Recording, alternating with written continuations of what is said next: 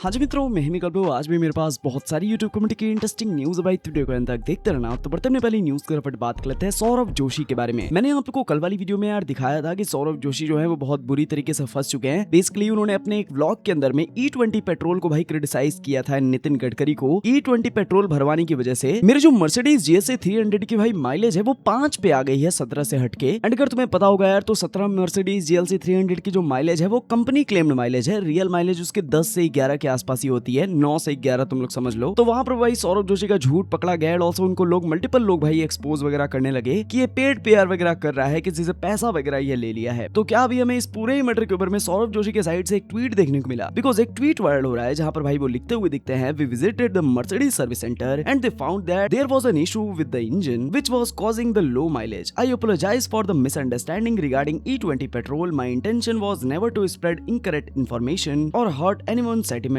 I have trimmed the part accordingly. Basically इसमें सौरभ जोशी कहते हुए दिखते हैं कि मैंने जो यार पेट्रोल वाली चीज के बारे में बात किया था, बेसिकली जो मेरा माइलेज यार कम हो गया था, तो मैं मर्सिडीज के शोरूम गया था वहां पर उनके सर्विस सेंटर में। एंड मेरे को पता चला कि मेरे इंजन में कोई दिक्कत है, इसलिए मेरे को लग रहा था कि मेरा माइलेज वगैरह कम हो गया है। एंड वो बाद में सॉरी एंड अपोलोजाइज करते हुए दिखते हैं कि मेरा कभी भी इंटेंशन यार स्प्रेड करना नहीं था इनकरेक्ट इन्फॉर्मेशन को, और ना ही किसी के सेंटिमेंट्स को हर्ट करना, इसलिए मैंने यार उस वाले पार्ट को ट्रिम कर दिया। अब अगर तुम्हें लगता है यार कि सौरभ जोशी ने वाला ट्वीट किया है तो तुम लोग बिल्कुल गलत हो। ये एक फेक आईडी से ट्वीट आया है। एंड इस चीज का हमें क्लैरिफिकेशन खुद सौरभ जोशी की जो मैनेजर है प्रणव, उनके साइड से देखने को मिला। इस ट्वीट के नीचे उन्होंने कमेंट किया था, this is a fake account. तो हाँ भाई, सौरभ जोशी के साइड से कोई भी ऑफिशियल स्टेटमेंट वगैरह देखने को नहीं मिली है। तुम्हारा क्या कहना है कमेंट्स में बताओ। बाकी बढ़ते नेक्स्ट न्यूज के ऊपर बात कर लेते हैं अदनान शेख के बारे में। तो भाई जो अदनान शेख हैं यानी कि अदनान 07, उनका भाई अभी के टाइम पे एक वीडियो काफी ज्यादा वायरल हो रहा है एक पॉडकास्ट से, जो कि पॉडकास्ट लेटेस्ट नहीं है, कुछ हफ्ते या महीने पुराना हो सकता है। लेकिन जो अदनान है वो उस वाली पॉडकास्ट के अंदर में कुछ ऐसे इनसेंसिटिव कमेंट को पास करते हैं जिसकी वजह से उनको काफी हेट मिल रहा है। बेसिकली उनका ये कहना है कि जो विमेन डिवोर्स्ड हैं या फिर यार विडोव्ड हैं, यानी कि यार जिनका पति जो है उसकी देहांत वगैरह हो गया है, उन विमेन्स को भाई शादी कर लेनी चाहिए दोबारा से, बिकॉज वो एक पब्लिक प्रॉपर्टी वरना बन जाएंगी। तो क्या कहा था अदनान ने, मैं उनका यार तुम्हें इनसेंसिटिव कमेंट दिखा देता हूँ। यार शादी के साथ साथ उसके हकूक भी है,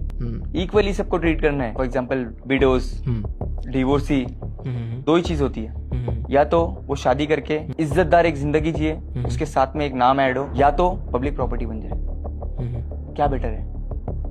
जो सोसाइटी है, मैं उनसे ये पूछना चाहता हूँ, 30% वुमेन अगर बच रही है, शादी अगर कोई करे तो उससे तुमको दिक्कत है, पब्लिक प्रॉपर्टी बन जाए और उसके बहुत सारे लोग यूज करे, तो क्या ये चीज तुमको चलेगी? वो 30% में तुम्हारी माँ और बहन होंगी। क्या चाहोगे कि वो शादी करके इज्जतदार जिंदगी जिए, कोई उसकी रिस्पॉन्सिबिलिटी लेवे, जिंदगी भर उसका साथ देवे, मरते दम तक का उसका ख्याल रखे, या फिर तुम ये चाहोगे कि कोई भी आए उसको यूज करे? बाकी बढ़ते हैं नेक्स्ट न्यूज की तरफ बात कर लेते हैं सोनम वांगचुक के बारे में। तुम्हें पता होगा यार कि जो सोनम वांगचुक हैं वो अभी के टाइम पे भाई अनशन पे बैठे हुए हैं यार CJP के प्रोटेस्ट में। बेसिकली अगर सिंपल वर्ड्स में बताऊं तो वो खाना वगैरह नहीं खाए हैं 14-15 दिनों से, जैसे सरकार उनकी बात सुने। लेकिन अभी के टाइम पे भाई जो यूट्यूबर आयुष सापरा हैं, उन्होंने तो भाई यार कुछ क्रेजी कर दिया है। बेसिकली यार तुम्हें पता होगा CJP के प्रोटेस्ट में भूख हड़ताल चल रहा है, जहाँ पर भाई काफी सारे लोग जो है वो भूख हड़ताल नहीं कर रहे हैं, सिर्फ सोनम वांगचुक ही कर रहे हैं। तो आयुष सापरा वहां पर पहुंच जाते हैं कॉकरोच जनता पार्टी के प्रोटेस्ट के अंदर, भाई लिटरली फूड रिव्यू करना चालू कर देते हैं। भाई मतलब लेजिट क्रेजी थिंग कर दिया उन्होंने। मैं तुम्हें दिखाता हूँ उनका वीडियो। समोसा खाते हैं आज, चेक करो बाबू। CJP की प्रोटेस्ट का लग तो बढ़िया रहा है भाई। सोनम जी को दिखा दूं थोड़ा सा, सोनम जी को यूँ दिखाता हूँ, देखो चटनी लगा के सोनम जी अभी वही उनके सामने बोल दो, ओए होए होए होए होए, स्वाद ही आ गया, स्वाद ही आ गया। सर क्या समोसा है, you are missing a lot. But नहीं, अब बाकी अगर हम सोनम वांगचुक के बारे में बात करें तो तुम्हें पता होगा जो 3 इडियट्स मूवी है वो सोनम वांगचुक के ही ऊपर बनी थी। तो 3 इडियट कैरेक्टर के ही जो स्टारिंग एंड कास्ट है भाई, चतुर जिनका नाम है तुम्हें पता होगा, उन्होंने सोनम वांगचुक के इस अनशन के ऊपर भाई अपना रिएक्शन दिया है। एंड ऑल्सो उन्होंने काफी बढ़िया बातें ही बोली हैं जो कि तुम्हें सुनना चाहिए। I don't want Funsuk Wangdu to die. Hello idiots, Pehchana. This is Omi Vedya, Chatur from 3 Idiots and Sadiq from The Office, and I have a important message for you. Yes. And I don't really do this very often, so please listen up.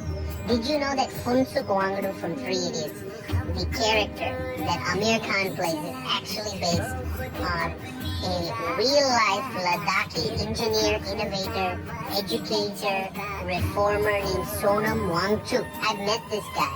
He's a pretty interesting character. He has done some incredible stuff in his life. And he seems pretty humble, you know, which is kind of fantastic. I suggest you look him up and see what he's up to, because right now he is on a very long hunger strike. It's over many weeks and his blood sugar has gone down very much. I don't know if you've heard about this. I don't know if the media is reporting this, but this is a pretty important thing. Now, why is he on the hunger strike? Well, he has some issues with the education system in India. He has some issues with independence for Ladakh and environmentalism. And whether you agree with him or not, I don't really want this guy to die. You know, I think he's a pretty impressive person, and I would like for him to live. We're just regular people, and we have regular lives, and sometimes we're too busy to deal with this stuff. But if you look into these issues, I think that you may agree with him, and you may see you having the same issues, or your family members, or your friends, or maybe you had these issues in the past. So if you have a second to just stop, put down your work from, the new project at work that needs to be completed, or the household duties, or, whatever that you need, and just take a look at what's going on right now. I think it would be really, really important for you, because I don't want Phunsukh Wangdu to die, and I don't think you want him to either, so let's see what we can do.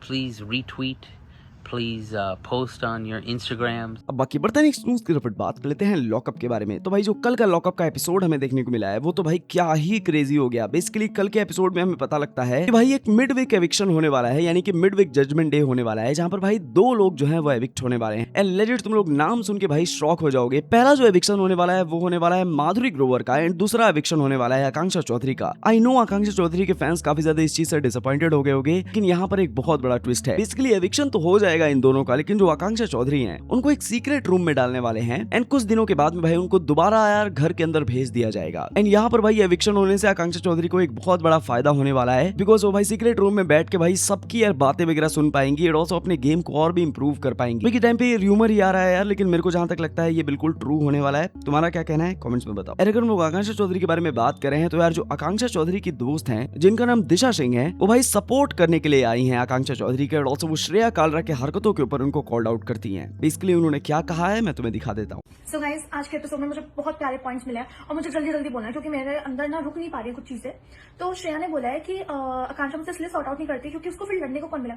Ma'am आप first day से उससे जाके लड़ाई कर रहे हैं, वो आपसे लड़ाई नहीं करती है, आप जाके भिड़ते हैं, फिर आपको जवाब मिलते हैं, मतलब आप लड़ाई स्टार्ट करते हो पर वो लड़ाई खत्म करती है। सो ये कहना आपका गलत रहेगा क्योंकि आपके पास अभी पावर है तो आप अच्छे बन रहे हो, ये वो, पर उसे पता है कि आपकी पर्सनालिटी कैसी है। मतलब गिरगिट कहना बुरा नहीं रहेगा, गिरगिट से भी ज्यादा कुछ हो सकता है तो वो आप हो। एंड फिर दूसरी चीज, क्या आप बोल रहे हो कि कांक्षा का ईगो हर्ट हो गया, योगेश को पटा लिया, ये वो। आपको मैम पता नहीं है कि योगेश गया था कांक्षा के पास में अपनी प्री प्लानिंग बताने के लिए, तो आप कैसे कमेंट पास कर सकते हो। मतलब जो इंसान अपना खुद का रिलेशनशिप तो बेस्ट फ्रेंड बोलते हुए सालों निकल गए हैं उनके, और वो कमेंट पास कर रही हैं। एंड तीसरी चीज, ये चीज सेकंड पॉइंट पे ध्यान देना, ठीक है। तीसरी चीज, जब शिल्पा से लड़ाई हो रही थी कांक्षा की तो उसने कुछ बोला था कांक्षा ने कि आपका भाभी जी शो खत्म हो गया, ये वो जो भी, तो उसने बोला बाहर की बातें मत करो। आप 2 मिनट पहले श्रेया वही बात कर रहे थे।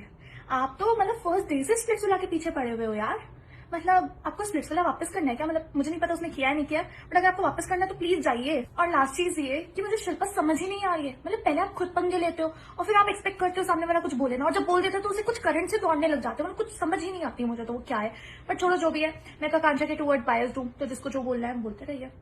तो चलो गाइस, इस वाली वीडियो के लिए मेरे पास अभी तक इतनी न्यूज़ थी। आगे जो न्यूज़ मिलेगी मैं आप लोग को नेक्स्ट वीडियो में बता दूंगा। हर गाइस चैनल को सब्सक्राइब करना बिल्कुल मत भूलना। एक सेकंड लगता है, कल सब्सक्राइब। यहाँ पर मैं आपको daily YouTube communicated interesting news सबसे पहले देता रहता हूँ। मैं मिलता हूँ तुम्हें नेक्स्ट वाली वीडियो में। Peace out.